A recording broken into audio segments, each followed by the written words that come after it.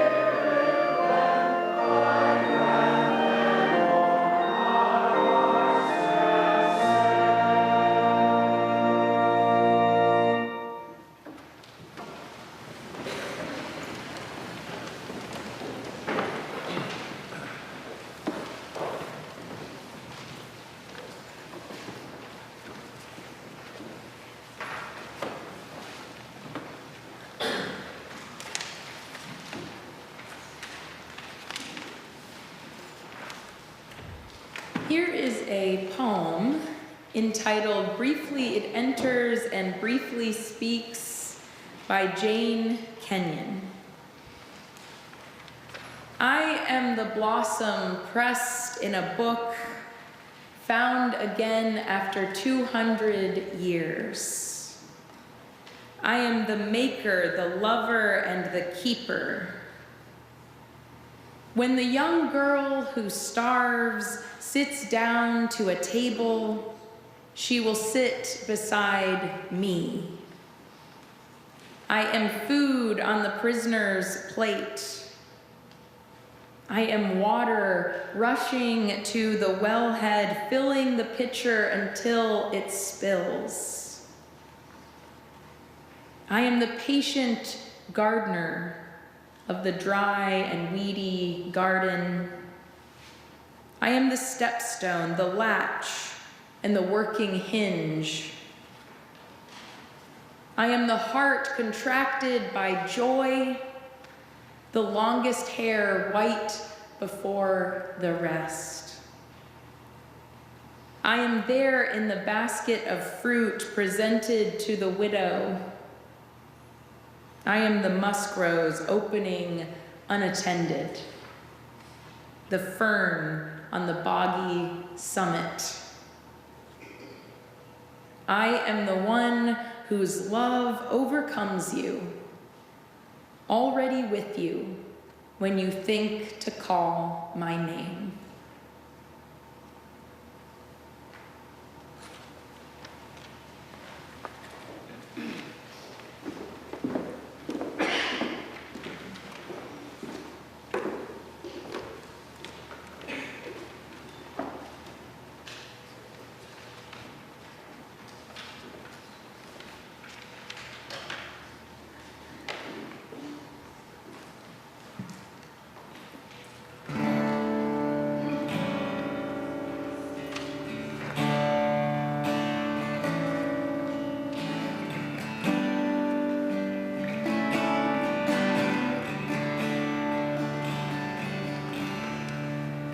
And it lives in the seed of a tree as it grows.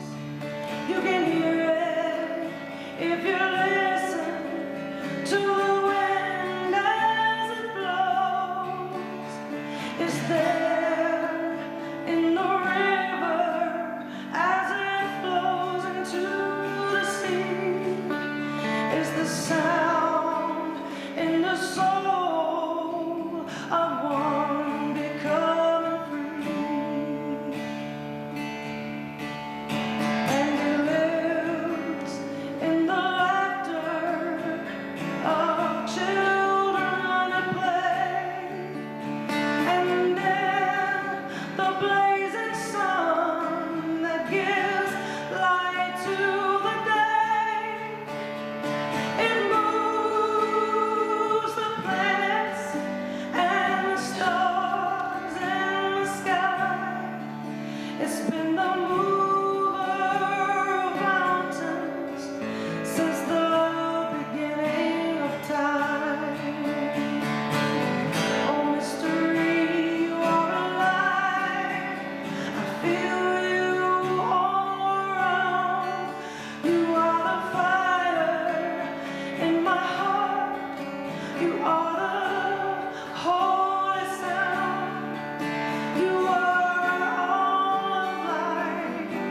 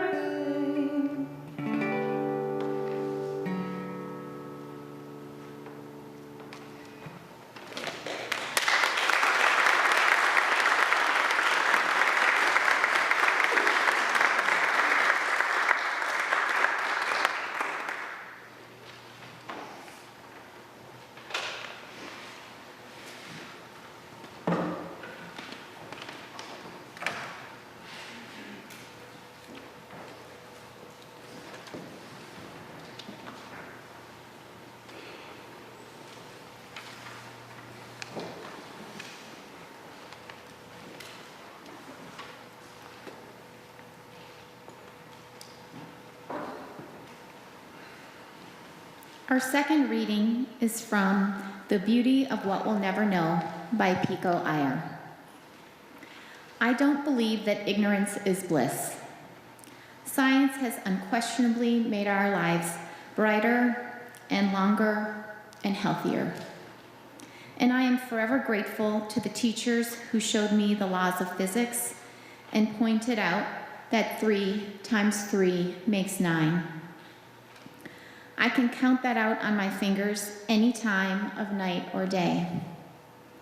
But when a mathematician tells me that -3 times -3 makes 9, that's the kind of logic that almost feels like trust. The opposite of knowledge, in other words, isn't always ignorance. It can be wonder or mystery, possibility. And in my life, I've found it's the things I don't know that have lifted me up and pushed me forwards much more than the things I do know. It's also the things I don't know that have often brought me closer to everyone around me.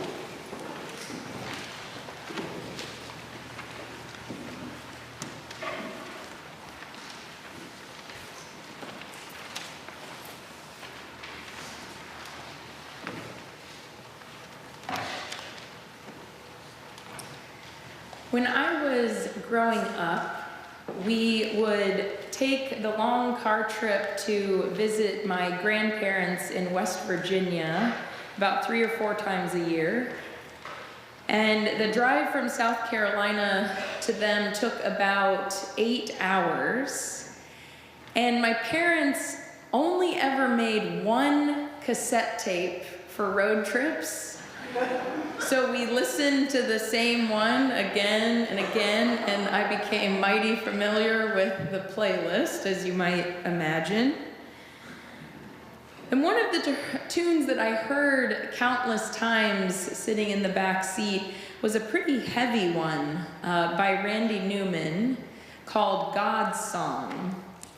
And I don't know if you've ever heard it, but I'm going to share some of the lyrics with you. The Christians and the Jews were having a jamboree. The Buddhists and the Hindus joined on satellite TV. They picked their 4 greatest priests and they began to speak. They said, Lord, a plague is on the world. Lord, no man is free. The temples that we built to you are tumbled into the sea. Lord, if you won't take care of us, won't you please, please let us be? And the Lord said, I burn down your cities, how can you not see? I take from you your children and you say, how blessed are we? You all must be crazy to put your faith in me. That's why I love mankind.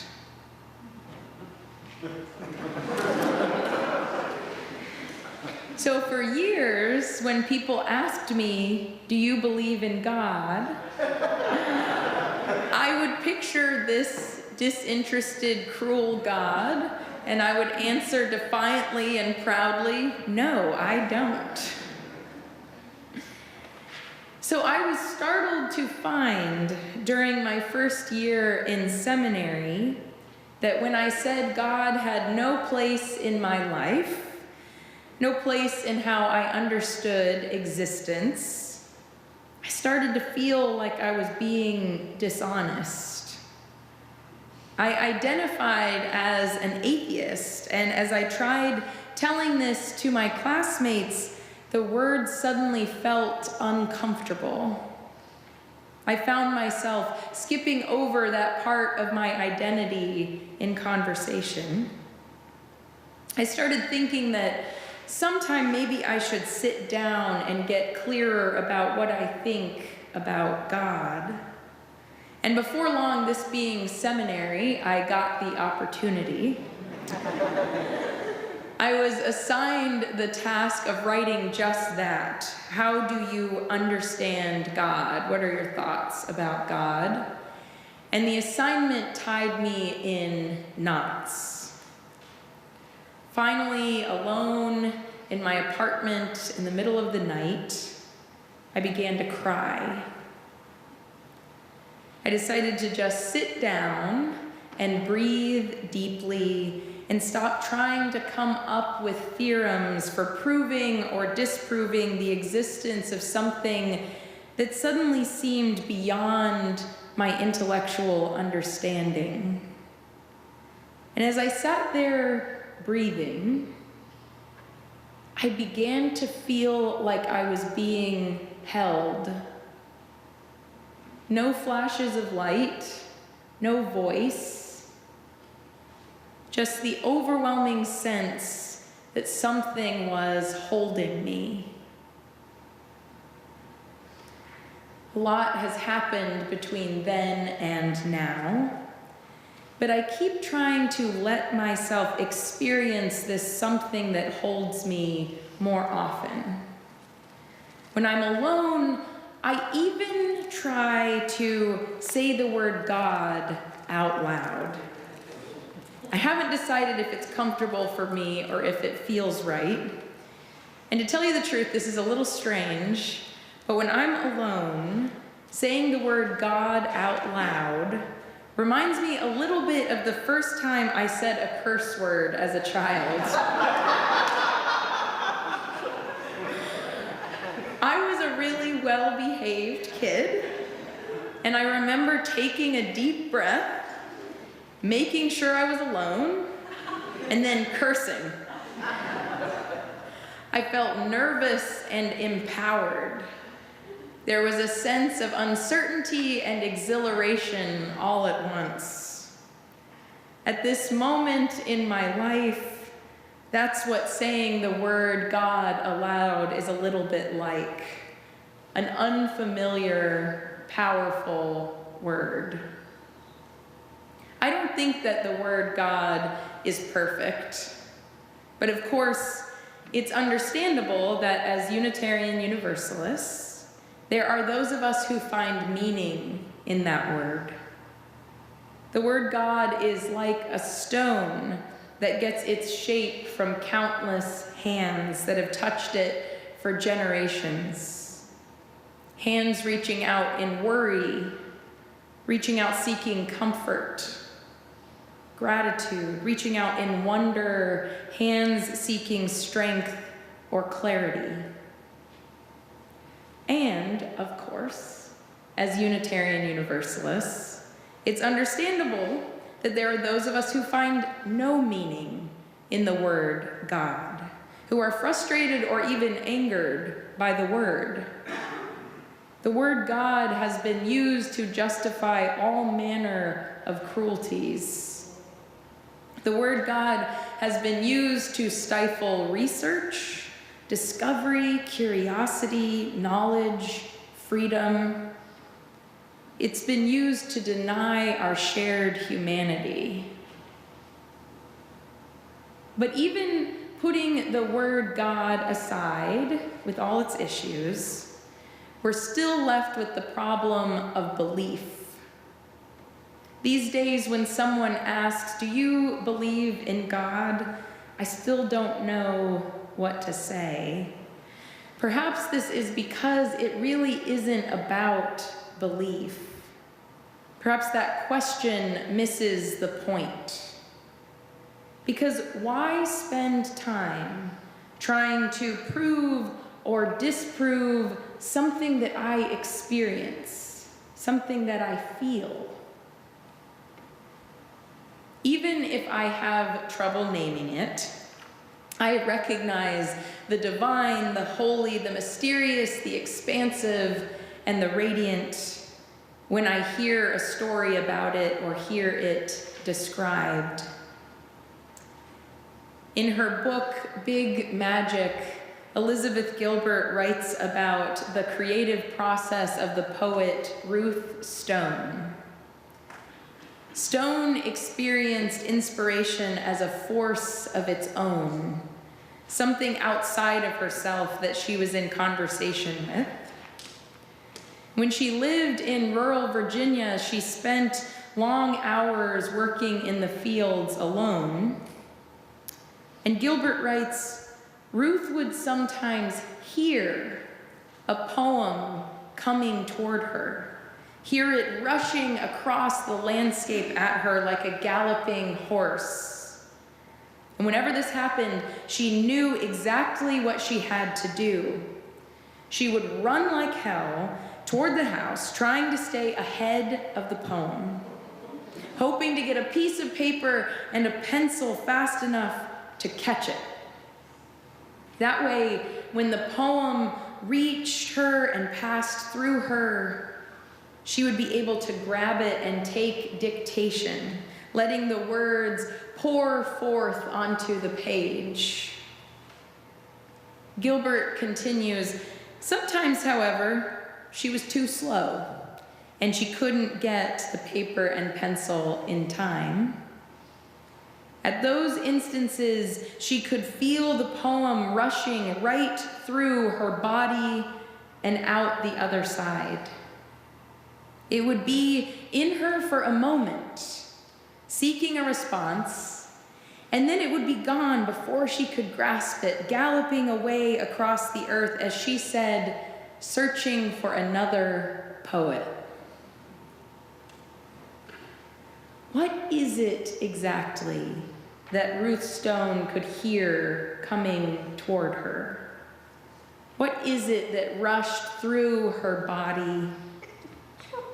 What offered her the chance to capture words on a page and left in search of another if she did not respond fast enough? Even if we have trouble naming the holy, we have, I hope, each of us, experienced joy. The late writer Artis Whitman once collected descriptions of the ways in which people talked about their experience of joy. One description came from the psychologist Abraham Maslow, who said that joy is a feeling that we have glimpsed the essence of things, the secret of life, as if veils had been pulled aside. In Artis Whitman's collection of joy, there is also the story of a woman walking along at a beach at dusk, looking out over the darkening ocean. Whitman writes that the woman was overtaken by joy when she made out the image of an anchored fishing boat, and in it the figure of a man. After a while, she felt an intense and glowing sense of oneness with that silent figure.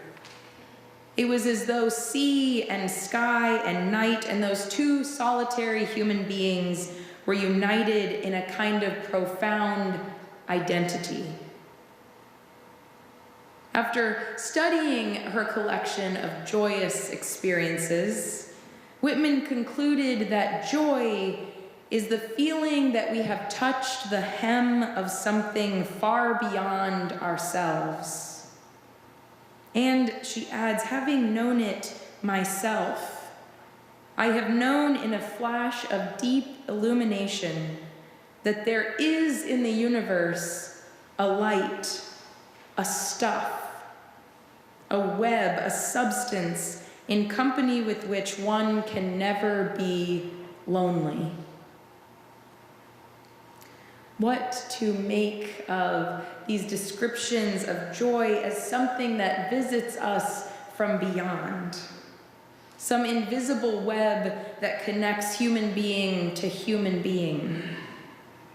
Joy as something that existed before I did and will go on existing long after me. The Jane Kenyon poem we heard earlier, entitled Briefly It Enters and Briefly It Speaks. It, what is the it that she is naming?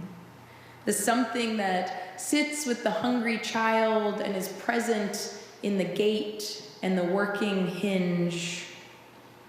I am water rushing to the wellhead, filling the pitcher until it spills. It could be abundance.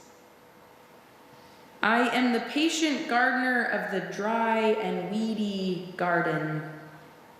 Is it tenacity or perseverance? I am there in the basket of fruit presented to the widow. Is the it that briefly enters and briefly speaks compassion? Perhaps part of the problem is trying to identify as either atheist or theist, as one who does not experience God or as someone who does. There may be fewer and fewer of us that fit in one category of the other with certainty and clarity. More and more people seem to fall somewhere in between or beyond the paradigm of none or all. I don't believe in a puppet master God who doles out irrational punishments on a whim, but I feel held in existence. My gut tells me that there is something more behind the logistics of everyday life. An energy, an aliveness, a something more. Maybe we don't have to be certain today. Maybe we don't have to know or be able to articulate exactly what we feel or think about God just now, or the mystery that that word stands for. As Pico Iyer says, The opposite of knowledge isn't always ignorance. It can be wonder or possibility. He says, in life I've found it's the things I don't know that often bring me closer to everyone around me. Blessed be. Amen.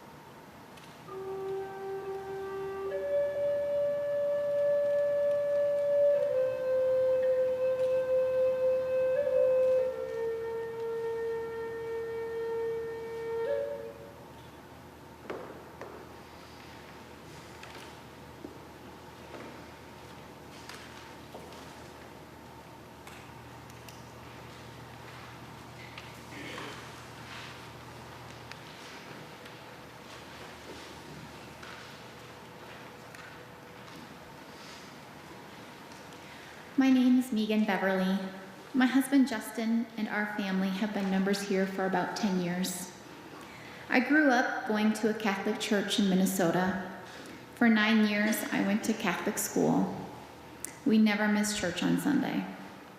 I felt comfort in its rituals and traditions, and as a rule follower, the Catholic Church was great for me until it wasn't. There were people I loved who didn't fit into the rules or views of the Catholic Church. We had children and didn't know ultimately if they would fit either. We wanted to find a spiritual community where all people would be accepted and valued. When we decided to try attending the UUCC, it was a very difficult decision for me. I didn't recognize any of the traditions. It was all so unfamiliar, but we enjoyed the music and the sermons, and we decided to stick with it. I began to notice the diversity of beliefs here. I appreciated that all the differing beliefs were valuable and important to the whole. During this period, I felt I needed time to completely reject all the dogma I grew up believing in, and in this space, that felt okay. I didn't want to hear any of the language of my previous church experience. When our kids were preschool age, I took a class through the CYRE. In the class, we discussed credos, or the idea of that to which you give your heart. During the class, I allowed myself to explore a little bit more about what I truly do believe. I realized I believe in love and the connection between people and nature. I remembered a sense of awe or connection when sitting quietly in nature or when in a huge crowd, all the different people were singing the same words together at a concert. These days, I might also admit that these ideas have become my personal definition of God. Although I still bristle a little at God language, I find it helpful to switch out my definition of God when the subject comes up. When I do this, I am much more able to move past that language block. And even though I don't feel like I have it all figured out, I am comfortable with where I'm at. So welcome to today's service. We are honored to have guests with us. Our members would like to greet you following the service. So that we might do so, if you are visiting, please raise your hand and keep it up. Members, please take note of guests seated near you. After the service, invite them to join you for coffee and conversation in Freeman Hall. Should it enhance your experience of future services, you can find both a large print order of service and a personal hearing assistance device on the table at the entrance to the sanctuary. If you'd like to learn more about us, please fill out a yellow card and place your completed card in an offering basket when they are passed later in the service. Members with a life event to share can do so on the reverse side of the card. You'll find them, along with the offering envelopes, on the clipboards at the end of the row. Please begin passing them down your row now. Some returning visitors may also be interested in hearing about how to become a member. If so, talk with our membership coordinator, Kelly Green. Her contact information is on the back of your order. Again, to each of you, welcome.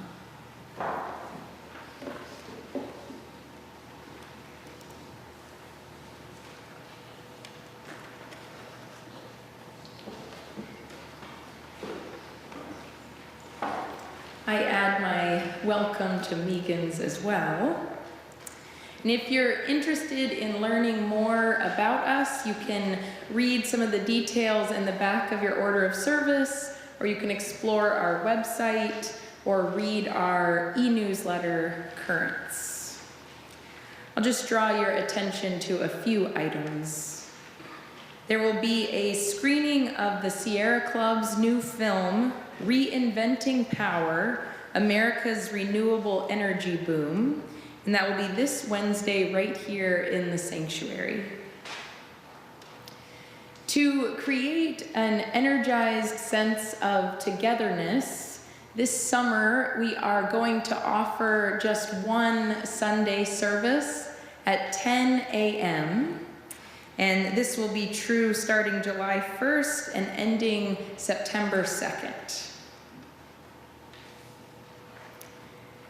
We turn for a moment to thoughts of the world, our country, and our neighborhoods. Again, there have been more stories this week of children being separated from their families as they cross the border into our country. A light continues to be shown on depression and suicide. The list of suffering is long, but we pause to open our hearts to all those who feel alone or scared or overwhelmed.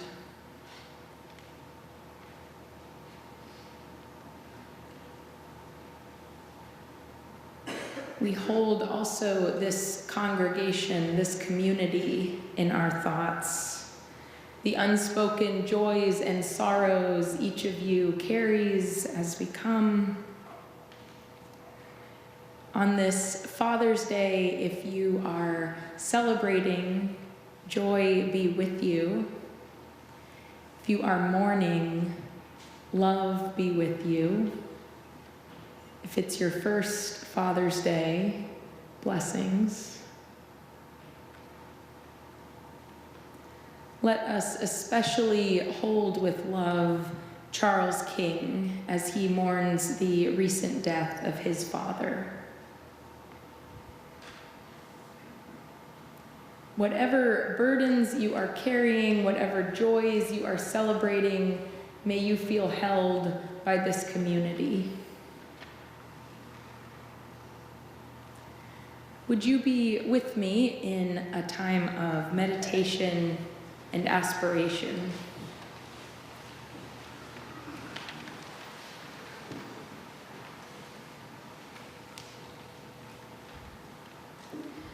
We give thanks for ordinary things. The protection our shoes give to our feet.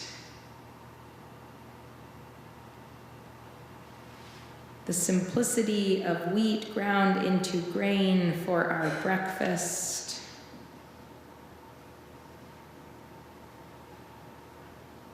The walls that keep the heat out and the cool in.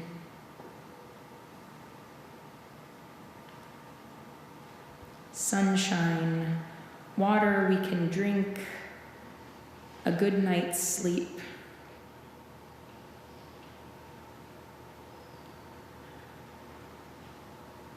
Try to picture in your mind what you would add to this list of ordinary things for which you are grateful.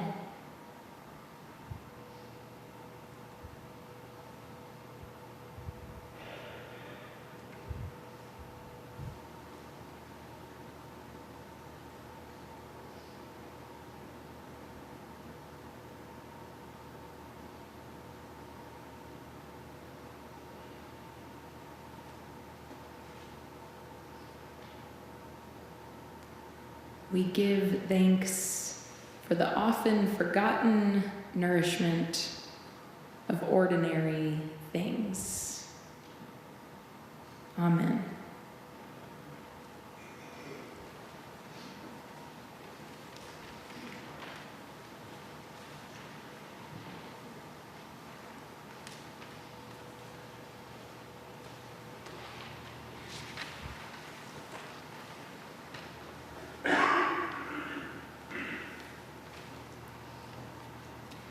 We Give by Kristen Collins.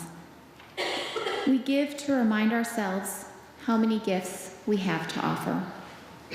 We give to remember that we are part of something bigger than ourselves.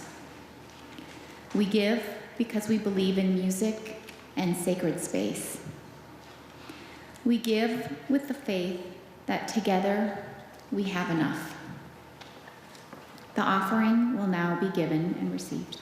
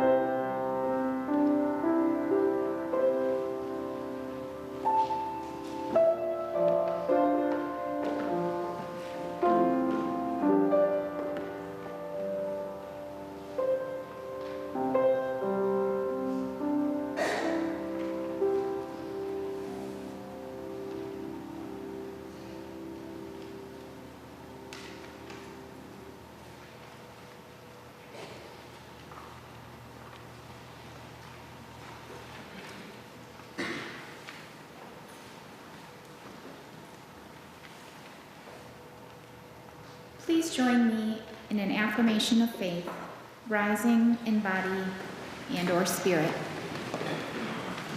We receive